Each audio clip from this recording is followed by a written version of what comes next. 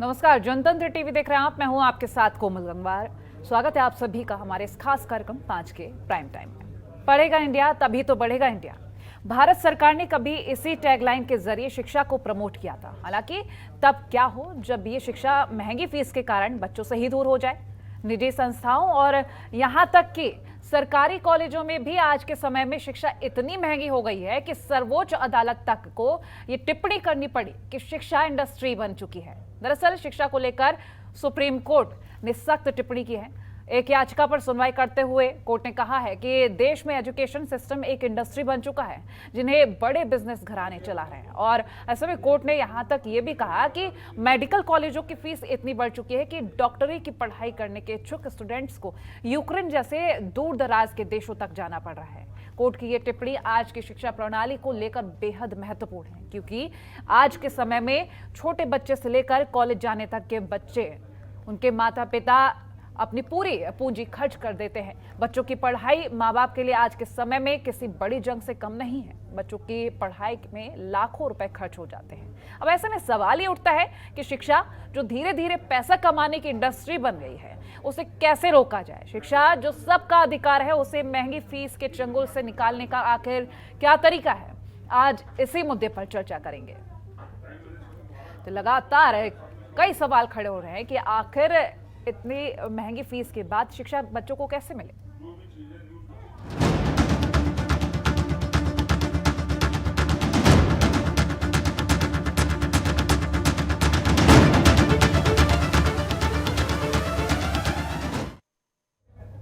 खास मेहमान हमारे साथ जुड़ रहे हैं। ये जो बड़े सवाल खड़े हो रहे हैं शिक्षा को लेकर और महंगाई को लेकर, क्योंकि जाहिर सी बात है पढ़ेगा इंडिया तभी तो बढ़ेगा इंडिया, लेकिन इस नारे को क्या स्वीकार किया जा रहा है लोगों की तरफ से या संस्थाओं की तरफ से, कई बड़े सवाल।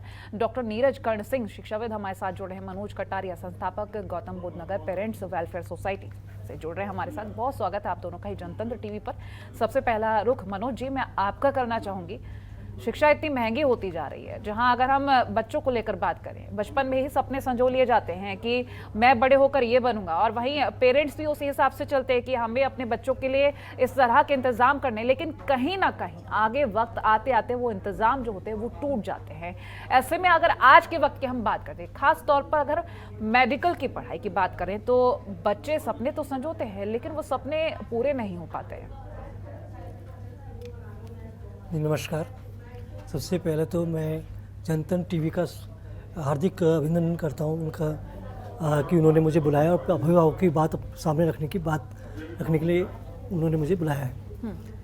जहां तक शिक्षा के खर्चीली होने की बात है, हम ये देखते हैं कि जब हम अपने बच्चों को छोटी क्लास में ये सोचते हैं कि हमारा बच्चा मेडिकल में जाएगा या इंजीनियरिंग में जाएगा या MBA करेगा तो किसी अच्छे कॉलेज से करेगा, तो ये सोचते हुए हम अपने बच्चे का एडमिशन एक अच्छे से स्कूल में कराते हैं। शुरू से ही जब वो नर्सरी क्लास में होता है तब से उसकी फ़ीस इतनी महंगी हो गई होती है कि जब तक वो 12th करता है, 14 ईयर्स में एक अभिभावक की कमर इतनी ज़्यादा टूट चुकी होती है कि वो सपने बिखरने लगते हैं।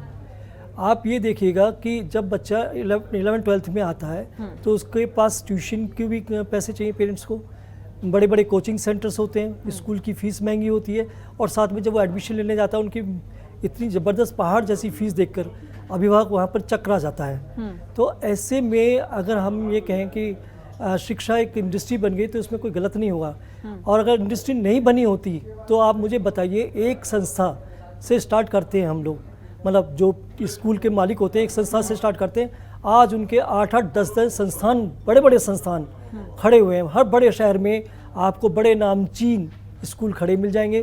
तो ये एक बड़ी इंडस्ट्री नहीं है तो क्या हुआ।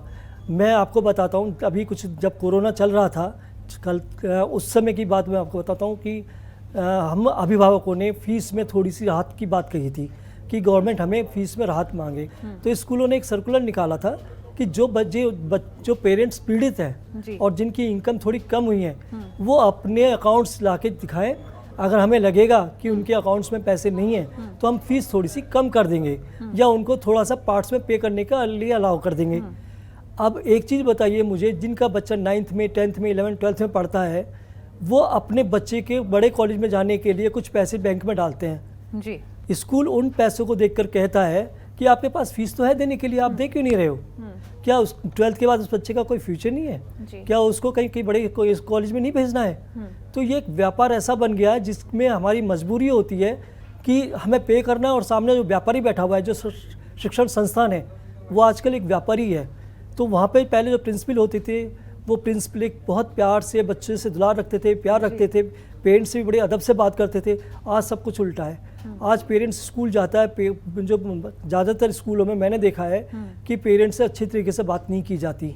उनको बहुत गंदे तरीके से बिहेव किया जाता है, और उनको ये माना जाता है कि बस ये हमें फीस देने के लिए, इनका बाकी कोई पूछने का राइट नहीं है, तो वो क्वेश्चन भी नहीं पूछ सकते। तो इस तरह से आप देखिए तो स्कूल वास्तव में एक बड़े बड़े शिक्षण संस्थान की जगह व्यापारी संगठन बन गए हैं।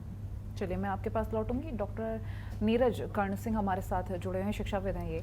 डॉक्टर नीरज, हम शिक्षा को आज देख रहे हैं, लोगों के जो मेंटालिटी काफ़ी ज़्यादा बदल गई है, क्योंकि ये शिक्षा इतनी ज़्यादा महंगी हो चुकी है। मेडिकल की पढ़ाई को लेकर हम बात करें, हाल ही में यूक्रेन से जो छात्रों की वापसी हुई, बड़ा उदाहरण तो ये है कि भारत में इतनी ज़्यादा महंगी पढ़ाई हो चुकी है कि जो छात्र हैं वो भारत से बाहर जाना ज़्यादा सही समझते हैं, यानी कि बाहर जाकर रहना, खाना पीना, उस खर्चे को मिलाकर पढ़ाई करना वो सस्ता पड़ रहा है भारत में पढ़ाई करने से। जी हाँ, बिल्कुल ठीक कहा आपने। ये बड़ी दुविधा है इस देश में, क्योंकि जो उच्च शिक्षण के लिए हम जाते हैं जब, तो ऐसी प्रतियोगिता, कलाकाट प्रतियोगिता सामने दिखाई देती है। सबसे बड़ी बात तो ये है कि एक गरीब आदमी जिसका बड़ा योग्य बालक है, वो डॉक्टर बन ही नहीं सकता।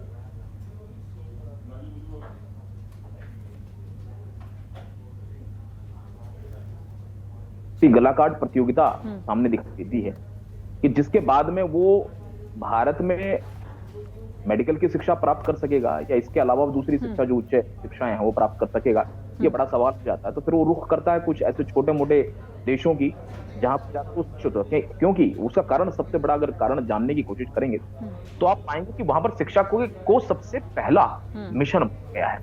दूसरे राष्ट्रों में बात करेंगे और अपने राष्ट्र की बात करेंगे तो आप पाएंगे कि वहां की जो शिक्षा व्यवस्था थी, उस व्यवस्था में उन्होंने शिक्षा को और शिक्षक को और शिक्षण संस्थान को सबसे पहली वरीयता दी है।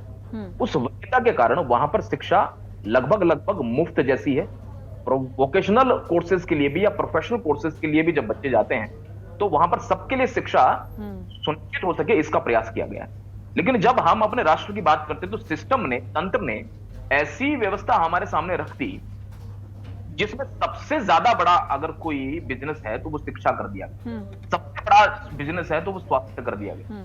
ठीक, और स्वास्थ्य में भी इतने सारे डॉक्टर, जिस देश के अंदर दिन प्रतिदिन मेडिकल कॉलेजेस खुलते हैं, फिर भी उस देश की स्वास्थ्य प्रणाली किस तरह से लचर है ये आपके सामने है। ठीक है, उसका सबसे बड़ा मैं मानता हूं कि जब भारत में डॉक्टर निर्मित होगा तो वो बीमारियों को ही ठीक कर पाए। लेकिन जो डॉक्टर बाहर किसी दूसरे राष्ट्र में निर्मित हो रहा है, उसको भारत के रोगों का, भारत के रोगियों का कोई ज्ञान नहीं होता है। ठीक है, ये बड़ी दुविधा है, इसके बारे में सरकार सोच भी रही है और सोचना भी चाहिए, सिस्टम को ठीक होगा। इसके साथ साथ आप जब अन्य शिक्षण संस्थानों की बात करेंगे तो आप पाएंगे कि वो उन्होंने भारत बोध को तो खत्म कर दिया लगभग। आप देश की शिक्षा व्यवस्था में जरा एक बार सोचिए कि जो उस मेघालय की शिक्षा व्यवस्था से पहले क्या कोई शिक्षित नहीं होता था क्या? उसके बाद जब शिक्षा व्यवस्था लागू होती है भारत के अंदर, तो शिक्षा जो है वो सबसे बड़ा बिजनेस बनकर उभरती है। सरकारी स्कूलों में आप शिक्षकों को, सरकारी विद्यालयों में, सरकारी महाविद्यालयों में, विश्वविद्यालयों में जब जाएंगे तो वहां पर शिक्षक की गुणवत्ता पाएंगे आप। लेकिन जो निजी विश्वविद्यालय, निजी महाविद्यालय, निजी विद्यालय हैं, उनमें सिर्फ एक ही गुणवत्ता होती है कि आप कितनी पेमेंट पर आ जाएंगे, यही एकमात्र एलिजिबिलिटी है। मैं कुछ की अगर अपवाद हैं, कुछ विश्वविद्यालय ऐसे अपवाद हैं जिनको मैं अलग दूं, तो वहां पर शिक्षा, सेवा, संस्कार और राष्ट्रीय भावों को इनकलकेट करना, रोपित करने का कार्य किया जाता है। वहां पर शिक्षक ही उसी तरीके से चयनित किए जाते हैं, विद्यार्थियों में भी शिक्षा, सेवा और संस्कार और राष्ट्रीय भावों को निर्मित किया जाता है। लेकिन ये निजी स्तर पर जो निजी स्तर पर अन्य विश्वविद्यालय निर्मित किए गए हैं, महाविद्यालय निर्मित किए हैं, विद्यालय निर्मित किए गए, इनमें सबसे बड़ी सुविधा यह है कि इनका ना तो किसी शिक्षा से संबंध है, शिक्षा के नाम पर अवसाद प्राप्त हो गया, ना कोई सेवा से संबंध है। सेवा का तो करने का मतलब ही नहीं बनता, क्योंकि वो मिशन नहीं है, हाँ, वो एक बिजनेस है। बिल्कुल। रही बात संस्कृत की, तो बच्चों को ये बताया नहीं गया कि क्या नाम के भारत क्या और भारत बोध क्या है। राष्ट्र के भाव से, ठीक है ना, आनंद की शाला तो बनाया नहीं, पाठशालाओं को आनंद की शाला बनाया ही नहीं, वो तो एक किताब की शाला बन गई। वहां पर तो किताबों को, किताब आनंद का विषय नहीं रहा, किताब जो है परीक्षाएं पास करने का एक बहुत बड़ा जरिया बना दिया गया। आनंदशाला नहीं बनाया, चरित्रशाला नहीं बनाया हमने, शिष्टाचार का शालाएं नहीं निर्मित की। तो महाविद्यालयों में, विद्यालयों में, विश्वविद्यालयों में ये होना बहुत आवश्यक है। जब तक शिक्षा, ठीक है, एक बिजनेस होता रहेगा, तो यहाँ के विद्यार्थी बाहर जाते रहेंगे, और जो बाहर सीख कर आएंगे वो भारत में किस तरह से चीजों को रोपित करेंगे या उनको किस तरह से डील करेंगे, चाहे डॉक्टर हो, चाहे डेंटिस्ट हो, चाहे लॉयर हो, चाहे पत्रकार हो, चाहे कोई आर्टिस्ट हो, जब उसको भारत नहीं हो तो भारत में काम नहीं कर सकता। ये बड़ा दुविधा है आज की शिक्षा व्यवस्था की, इस तंत्र को। और कहीं ना कहीं उसके बाद अगर हम मेडिकल पे ही दृष्टि डाले रखें तो जो छात्र बाहर पढ़ने जाते हैं फिर डॉक्टर बनके यदि भारत वापसी भी करते हैं, यही कारण है शायद कि मेडिकल के छात्र जब लौटते हैं डॉक्टर बनके, तो वो जो डॉक्टर बनके वापस आते हैं तो वो जो इलाज कराने का तरीका वो भी महंगा होता जा रहा है। ये एक चेन सिस्टम समझा जाए तो ज़्यादा बेहतर है। चलिए मनु जी, मैं आपके पास आना चाहूँगी, क्योंकि हम जब परिवारों की बात करें, पेरेंट्स की बात करें, तो 80% ऐसे परिवार, ये आंकड़ा एक ऐसा है जो MBBS की फीस नहीं पे कर सकता है भारत में, क्योंकि इतनी महंगी पढ़ाई हो चुकी है। ऐसे में अगर हम परिवारों को लेकर बात करें, क्योंकि जाहिर सी बात है उनकी प्रतिक्रियाएं तो आती रहती होंगी, 80% परिवार ऐसा, और ग्रामीण क्षेत्रों में ऐसी सीट्स की अगर हम बात करें, मेडिकल की जो सीट्स हैं वो सिर्फ 40% कुछ ही इसी तरह की बताई जा रही हैं। ऐसे में आखिर देश का भला कैसे हो, क्योंकि पढ़ेगा इंडिया, आगे बढ़ेगा इंडिया, ये नारा तो दे दिया गया, ये इसका साक्षात्कार कहीं नहीं दिख रहा। जी, जहाँ तक मेडिकल की बात है, तो मेडिकल में मैंने जो देखा या सुना है, देखा तो नहीं लेकिन सुना ज़रूर है कि 60 लाख से लेके 1 करोड़ तक की एक प्राइवेट स्कूल की एंट्री फीस है या टोटल फीस है, वो होती है। तो बाहर अगर जैसे यूक्रेन है या आप चाइना भी जाते हैं, तो मुझे लगता है उससे कम पैसे में आप बाहर से पढ़ के आ सकते हैं। अब जब पेरेंट्स उसमें 1-1 करोड़ रुपया खर्च करेगा, चाहे वो बाहर भेजे बच्चे को या फिर अपने इंडिया में भेजता है, गवर्नमेंट स्कूल्स में तो इसको एडमिशन नहीं मिल पाता, तो वो यही चाहेगा कि मेरा बेटा भी उसको किसी न किसी तरह से उस कंपनसेट करे उस पैसे को, जिस तरह से मैंने उसको खर्च के लिए दिया है। तो वो निकालना चाहेगा, तो वो बड़ी ऊंचे हॉस्पिटल खोलेगा, वो भी फिर हॉस्पिटल में इस तरह की चीज़ें करेगा। आप ऑपरेशन की ज़रूरत नहीं है तो वो लिख देगा कि इसको ऑपरेशन की ज़रूरत है। कोई चीज़ की डिमांड, मतलब जिस तरह के टेस्ट वो लिखेगा जो बहुत महंगे होंगे, इस तरह की, मतलब वो कहीं ना कहीं से अपने पैसे को निकालना चाहेगा।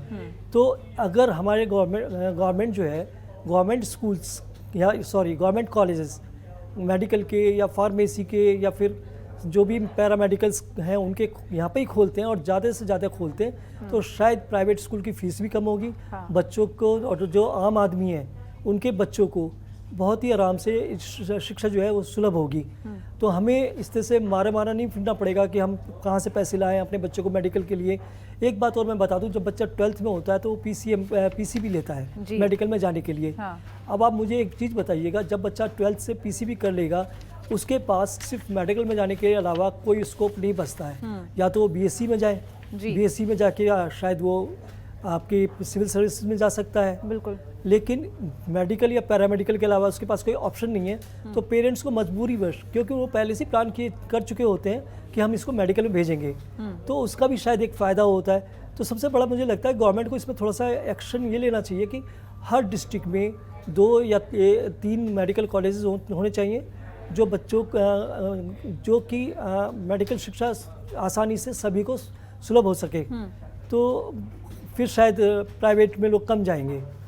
ठीक, चलिए आप बने रहिए। डॉक्टर नीरज, हम एनआरआई और मैनेजमेंट कोटे की सीटों को लेकर बात करें, क्योंकि मेडिकल को लेकर खास तौर पर बात कर रहे हैं ज़्यादातर, क्योंकि अभी हम यूक्रेन से लौटे छात्रों को लेकर बात करें, सारे ही लगभग मेडिकल के ही छात्र थे। और ये मजबूरी होती है जब भारत से कोई अपना देश छोड़ना नहीं चाहता, ना ही कोई पेरेंट्स चाहते हैं कि अपने बच्चे को बाहर इतनी दूर भेजें।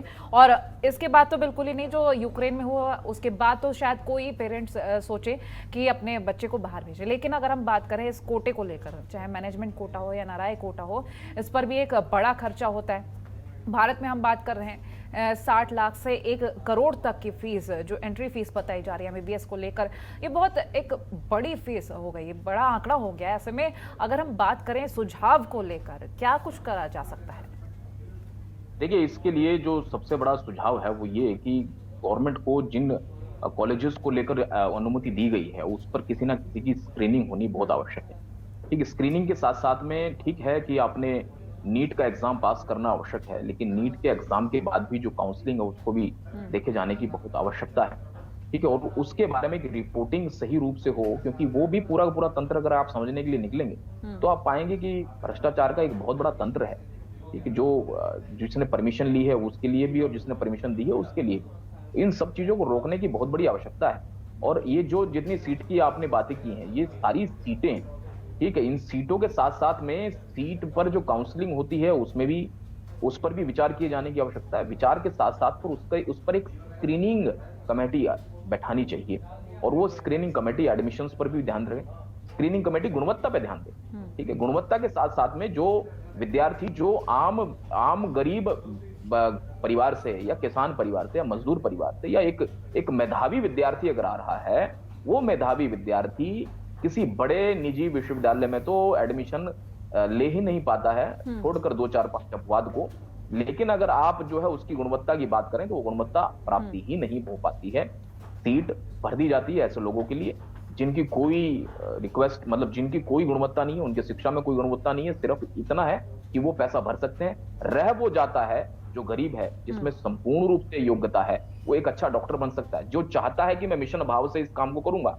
ठीक, जिसके पास में योग्यता है, जो कर सकता है, जिसमें चाह है, जो व्रत मान सकता है, जो चिकित्सा को ये मानकर आया है कि मैं जो है ईश्वरीय कार्य करने जा रहा हूं, ऐसे व्यक्ति के लिए तो सीट ही नहीं मिल पाती है, वो तो रह ही जाता है। ठीक है, वो लोग, अच्छा यूक्रेन में जाने वाला कौन है? वो है जो संभ्रांत है। चाइना में जाकर शिक्षा हासिल करने वाला भी संभ्रांत है।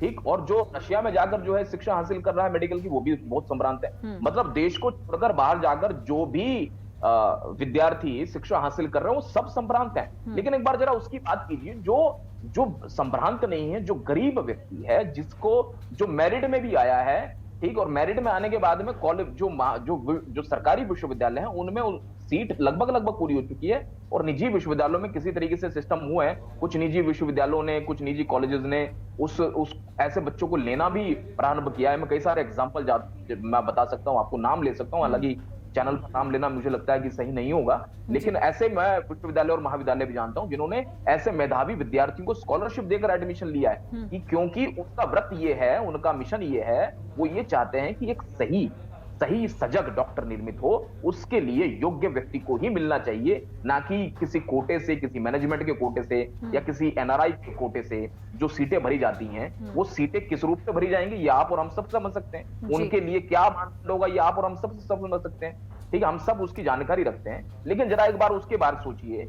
जो एक किसान का, मजदूर का एक बालक है जिसकी शिक्षा संपूर्ण रूप से जो है टॉप की रही है, वो एक मेडिकल का डॉक्टर बनना चाहता है, वो उसमें और एक पैसे वाले बच्चे के, एक पैसे वाले पिता के बालक में, दोनों में गुणवत्ता किसमें होगी? क्या उसे स्थान नहीं मिलना चाहिए? उसके लिए भी एक क्राइटेरिया होना बहुत आवश्यक है।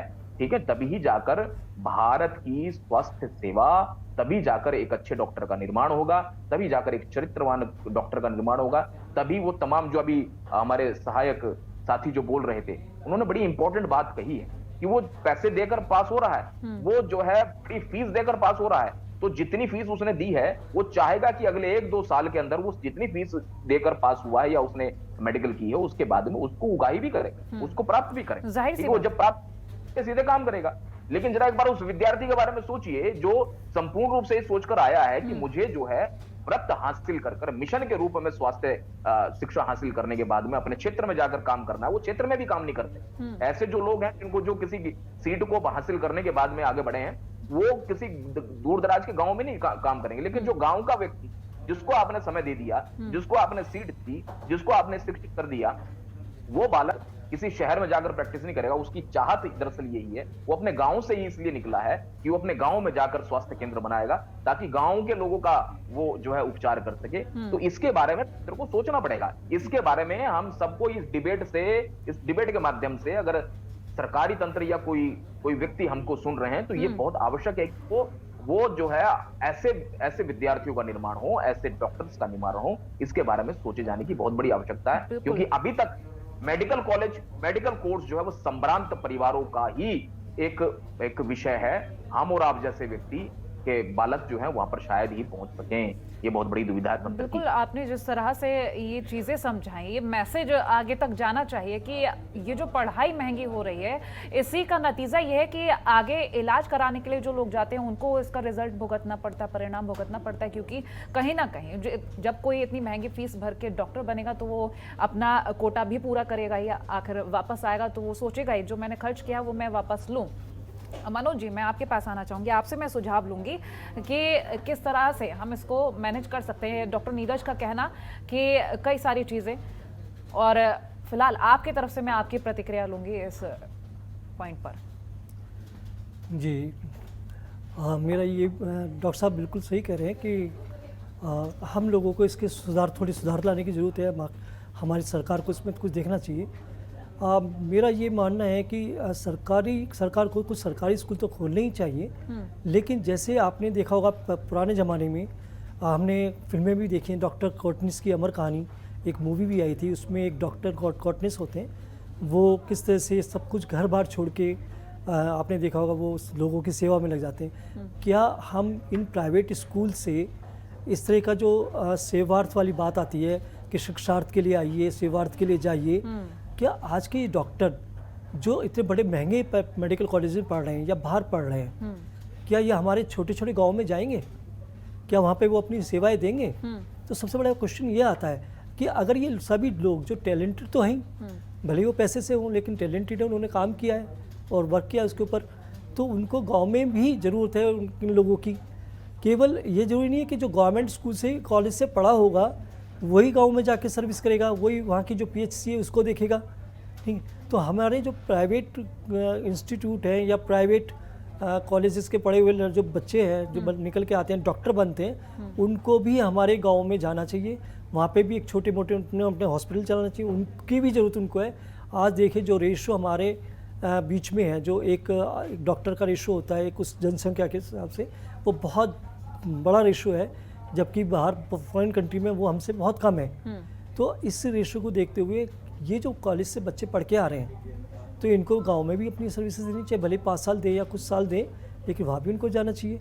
तो सुधार की तो आवश्यकता है, मुझे ऐसा लगता है। कोमल जी, मनोज जी, हम बात कर रहे हैं ग्रामीण क्षेत्रों को लेकर, क्योंकि डॉक्टर नीरज ने भी बताया, क्योंकि अगर कोई महंगी पढ़ाई करेगा, आप भी ये कह रहे हैं, तो जाहिर सी बात है वो जब डॉक्टर बन के आएगा तो वो कोटा तो पूरा करेगा ही करेगा। हम ग्रामीण क्षेत्रों की बात करें, एक छात्र जब अपने गांव से बाहर निकलता है तो उसका ये सपना होता है कि मेरे ख्याल से, जो मेरी सोच है, शायद कई छात्र ऐसे सोचते होंगे कि मेरे गांव में जो कमी है, जो सुविधा मुझे नहीं मुहैया हो पाई, आगे चलकर मेरी कोशिश ये रहे कि मेरे गांव से जो छात्र आगे बढ़े उनको वो सुविधा मुहैया हो। लेकिन अगर गांव से कोई छात्र निकलता है और जब वो पढ़ाई इतनी महंगी करता है, तो यही सवाल खड़ा हो रहा है कि क्या वो अपने गांव वापस लौटेगा, क्या वो उस तरह की मदद कर पाएगा? क्योंकि फिर तो मेरे ख्याल से ये भी हो सकता है कि लोन लेके वो पढ़ाई करे, वो भी पूरा करना होगा, तब उसकी मेंटालिटी ना चाहते हुए भी उस तरफ मुड़ जाएगी जहां बड़े बड़े जो घर के लोग, छात्र जो बाहर निकलते हैं, उनकी हो जाती है। जी, आप बिल्कुल सही कह रहे हैं। काफ़ी बच्चे जो होते हैं मेडिकल की पढ़ाई करने के लिए लोन लेते हैं। सबसे पहला उनका एम होता है कि किसी तरह से वो जो उन्होंने कर्जा लिया है बैंक से वो पूरा किया जाए। तो वो गांव में तो पूरा नहीं हो पाएगा, तो इसके लिए वो बड़े बड़े मेडिकल संस्थानों को जो है ज्वाइन करते हैं। प्राइवेट संस्थान होते हैं, बड़े बड़े शहरों के होते हैं, दिल्ली, मुंबई, अहमदाबाद, ऐसे बड़े शहरों के संस्थानों को ज्वाइन करते हैं ताकि उनको अच्छी सैलरी मिल सकती हो और वो अपना जो खर्चा हुआ है उस खर्चे को और उस कर्ज को पूरा कर सकते हों। और ऐसा भी नहीं है कि जो बच्चे गवर्नमेंट मेडिकल कॉलेज में पढ़ के आए जिनकी फ़ीस बहुत ज़्यादा तो नहीं थी, लेकिन गरीब बच्चे के लिए तो वो भी फीस बहुत ज़्यादा है, तो वो भी ये सोचता है कि मैं अभी गांव में नहीं, मैं अभी जाके किसी बड़े इंस्टीट्यूट को ज्वाइन करता हूँ ताकि मुझे अच्छी सैलरी मिल जाए। बिल्कुल, एक अच्छा एक्सपोजर भी वहाँ ज़्यादा मिलता है और सैलरी भी होती है, क्योंकि बड़े बड़े जो एक्सपर्ट होते हैं वो बड़े बड़े इंस्टीट्यूट में हुआ करते हैं। कुल मिलाकर वो सपने उसी इंस्टीट्यूट में जहां से पढ़ाई हो रही होती है वहीं से संजो लिए जाते हैं कि मुझे आगे जाकर इस तरह से डॉक्टर बनना है और ऐसे रिकवरी करनी है जो लोन लिया गया है। चलिए, बहुत शुक्रिया मनोज जी और डॉक्टर नीरज हमारे साथ जुड़ने के लिए।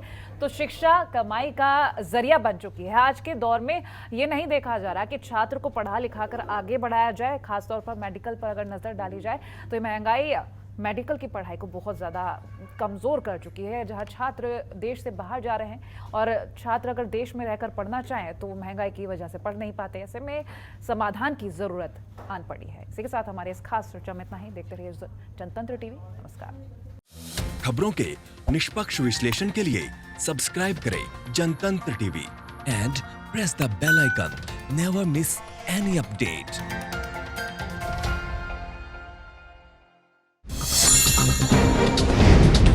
डाउनलोड कीजिए जनतंत्र टीवी ऐप को, जो कि अवेलेबल है गूगल प्ले और ऐप स्टोर पर। अधिक जानकारी के लिए अभी डाउनलोड करें।